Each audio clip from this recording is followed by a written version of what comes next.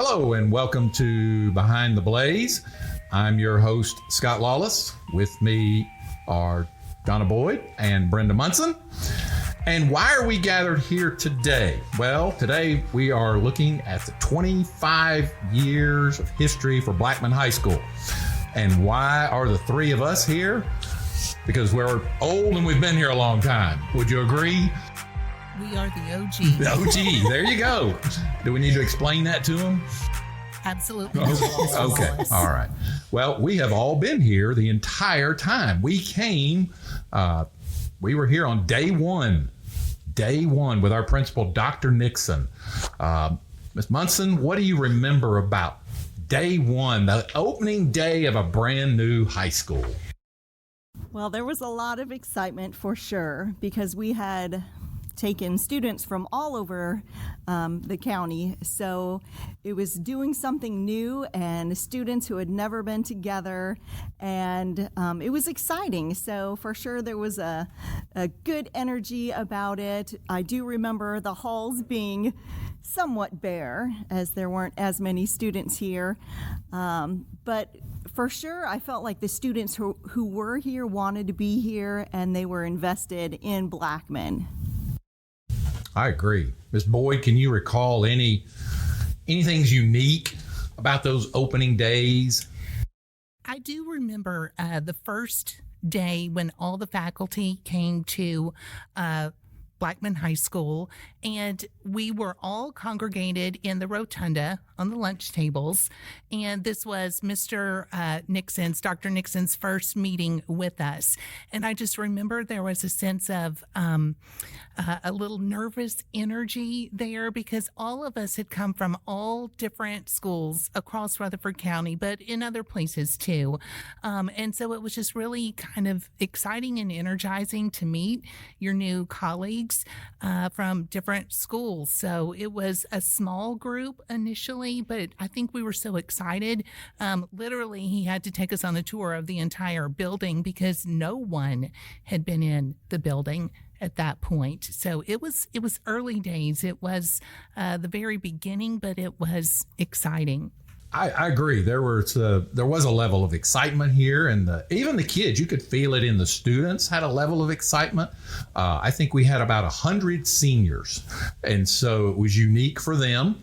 A lot of our students came from Riverdale, a few came from Oakland, and then we had a sprinkling from random other places. But it was an interesting time. Opening a building presents some challenges, to say the least. We also had one of our first pep rallies was very unique, and was that where we unveiled Dante, the mascot of our school? Do you remember that?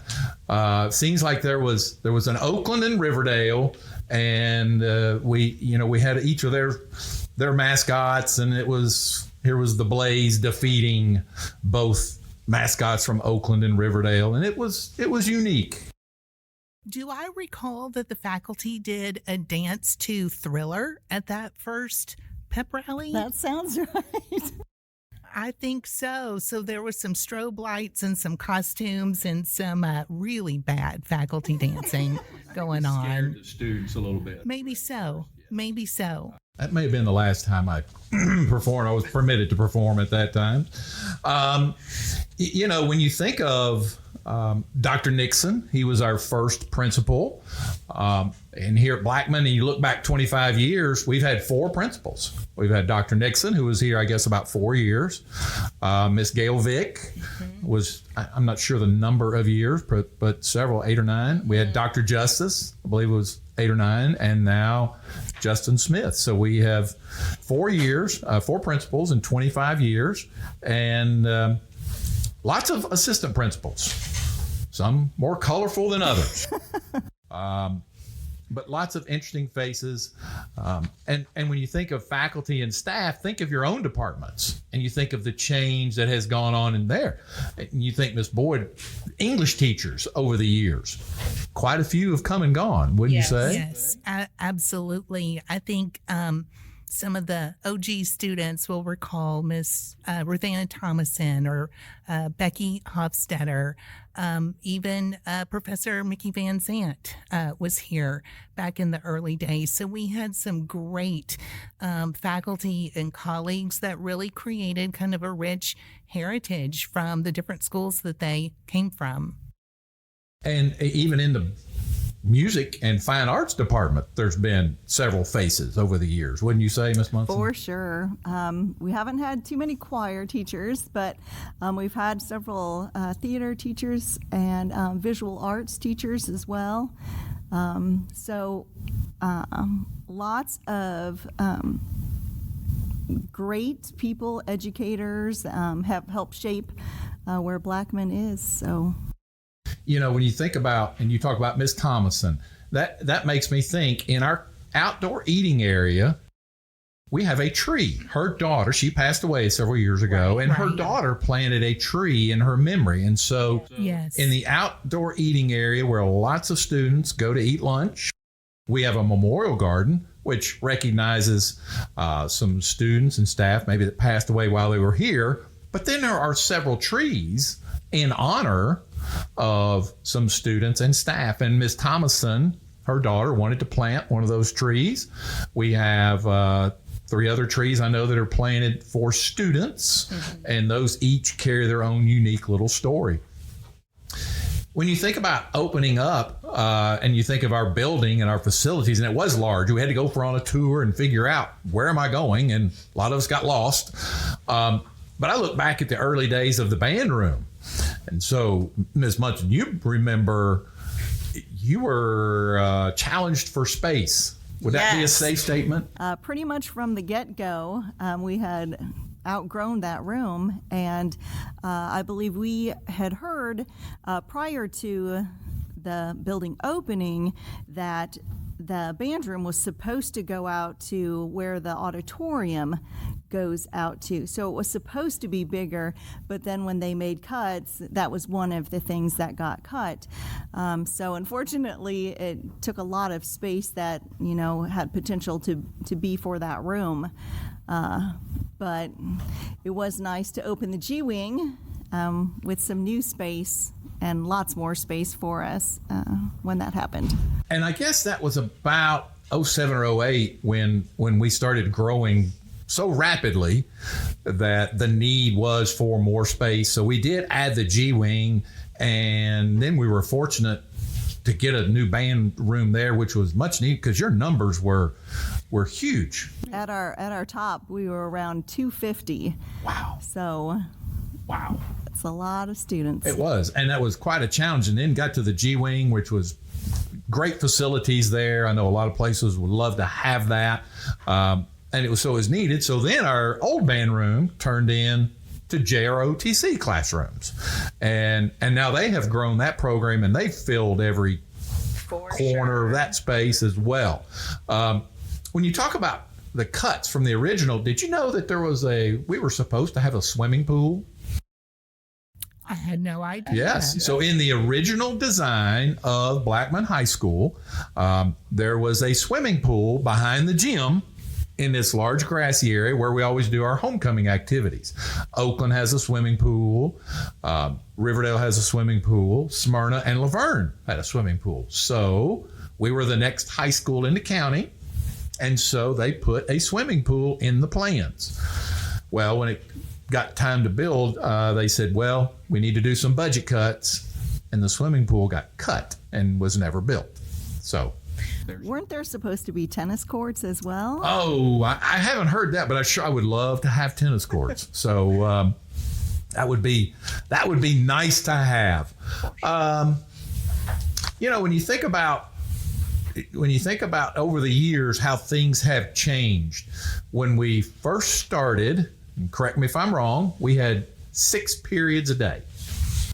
Yes. That's right. We used to teach 5 classes. 5 classes, 1 planning period, no intervention time, and a few years, I'm not sure, 3 or 4 years into it, Dr. Nixon said, hey, I want to institute an intervention time. And we called it prime time, if you remember that. Dr. Nixon really was kind of on the cutting edge. And I don't know if many folks know, but he left here to go lead the State Board of Education for the state of Tennessee. And then a few years after that, all schools had an intervention time. We called it prime time. I think other schools have their own names for it. And now we call it Connect and Impact. We've seen many changes over the years. But also, when you think about changes, think about testing. Think about testing. In the early days, we didn't have end of course testing. We had the gateway test. You remember the gateway test? Indeed, I do remember. And this was a test, correct me if I'm wrong, that students had to pass in order to get a high school diploma. That's right. And they even had the juniors needed to take that writing portion of the test in order to pass as well. So it was high stakes for high school for the first time. Elementary and middle school had been used to that type of testing, but it shook us up over here. I can agree. And when you had a few seniors who had to retake it and retake it, you could take it as many times as you needed to, but you had to pass it in order to get a diploma. So that made for some interesting times when you look back at those events. But then our testing went to where we gravitated towards end of course testing, which was all pencil paper. Well, now our students know it as on the computer, but we had to take a pickup truck and we would go get about 20 boxes in the back of a pickup truck to do all this end of course testing. And you can imagine the number of tests that went out. And students were not a big fan, but I understand. And now we went to computer testing. Do you remember the first year where we tried it on the computer and it crashed? Indeed, I do. Wasn't there some kind of story about a dump truck in Alabama hitting a pole which took out, I don't know, the eastern seaboard? I don't know. Or maybe somebody was just covering it up. So who knows? Maybe they unplugged it. I don't know. But it did collapse the first year. It was stressful. And it did not go well. Changing gears, think back to our early days. Miss Monson's been here a long time, and one of the kind of the trademarks of the band program has always been the halftime performances. Think back to some of those early. What were some of those early themes for the halftime performances? Well, the first year we did a show that was based on fire tunes, so we wanted to go with the Blaze theme on that, and that was fun. We did some Blues Brothers. We did some Tower of Power early on. There was Michael Jackson. Oh, I remember that one. Yeah, that was good. So, but there was some Bruno Mars oh, in there yes, too, there was. right? And some Aerosmith, am I remembering correctly? Those were some good ones, yes. And some disco, I think. That was this year. Now, do you have a collection of all the T-shirts? We do. Is that displayed in the band room somewhere? Yes, or? it is. Okay. So it's fun to kind of relive what we've done and just think back to all those good times. There's been a variety of shows. And you talk about numbers, and when I think of the band program, I remember 200 plus. I mean, the stands would be full on a Friday night from bottom to top, and then the performances and the numbers, it was just remarkable. But then you look at COVID and how it impacted every aspect of the program. Now, our students here today, were not in high school when COVID, and the challenges. How did COVID impact the band program? Well, honestly, we took a huge hit because it's hard to do any class without being in person. And so from day one, we went to Dr. Justice and said, we really would like to have students attend class on Zoom. And so she gave us special permission to do that. We felt it was important to be able to see students playing their instrument, and we wanted them to be playing their instruments every day. So That's what we did. We had about half of our students in person and half of them online. And for every class, they would log in at their class time, and we would see, anywhere from 15 to 30 faces there on the screen, all with their instruments playing. But it honestly it is still affecting the program now, because the 6th, 7th, and 8th graders from the middle school were affected by it as well. And so we kind of have to get through where they will cycle through our program until our numbers will jump up again. So I think their 8th grade band is still a little bit on the small side, but then their 7th and their 6th grade bands are really big. So once they get here, we'll kind of explode. That's good. I know it hurt the numbers, and it has been a challenge to build them back up. So that's encouraging to hear that the younger grades, the numbers are there. It's going to build them, grow the numbers back. I know Miss Boyd from classroom instruction, that first few months when we left that spring, I guess it was probably the 1st of March. March 13th. Oh, yes. Was March D-Day. 13th. Yes. March 13th. I remember our baseball team were 5-0. They had a really good team. It was one of the best teams we'd had, and everything stopped. I had the date, March 13th, written on the whiteboard. So when we finally did come back, it was very eerie to see that date, because we literally came to school one day and then stopped the next. And we didn't see students the remainder of that school year. Correct. And was it next year they had the option of in-person Or to remain at virtual. home. Right. And that was a hot mess. And we've seen lots of changes over the years, to say the speak. And when you think of changes, what about the room we're in? Now, you all may not know a lot about this room. This room used to be Mr. Comer. And when you needed T-shirts printed, this is where you came. Mr. Comer could print up the T-shirts. I don't know if he did any of the band shirts, but he would do some of the other clubs, and we had screen printing, and some of the students would help.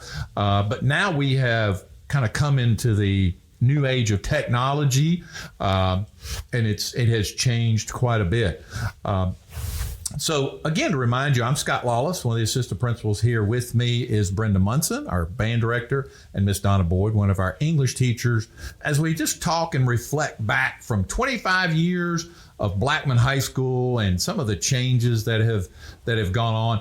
You think of some of the successes that we've had. Think of some of the in your own world and area. Who are some of the kids who you think of when you think, wow, they have really gone on to be successful in their craft?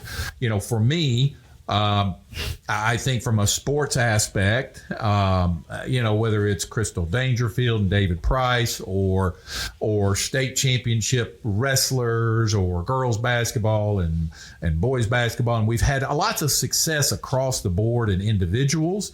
But can you think of other students who have just gone on to success in a variety of areas? Can you think of some of those?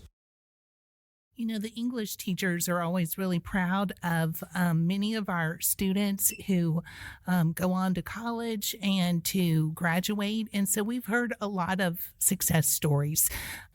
I heard a success story from a young man who went into the military, and he later thanked me for the writing that we had done. And he said that changed his career because he never realized that he wanted to go into media and writing, and actually did that with the Army and the military. So I feel like that we set up different types of students, maybe for some surprising successes in the future academically. And didn't we hear a couple of years ago, we had a student return who would become an author, and Mr. Seedorf had the young lady in the library and had brought some of her books she had written, and that was nice to see success in a broad spectrum. Ms. Monson, does anything jump out at you when you think of student success? Well, we've had so many students go on to do great things, and so it's hard to, maybe pinpoint exact or mention, just a few, just because there are so many who I could talk about. I know we have had several students go on to be in the military, and one of those students had a role guarding the tomb of the unknown soldier. Oh, nice. And so that's very memorable.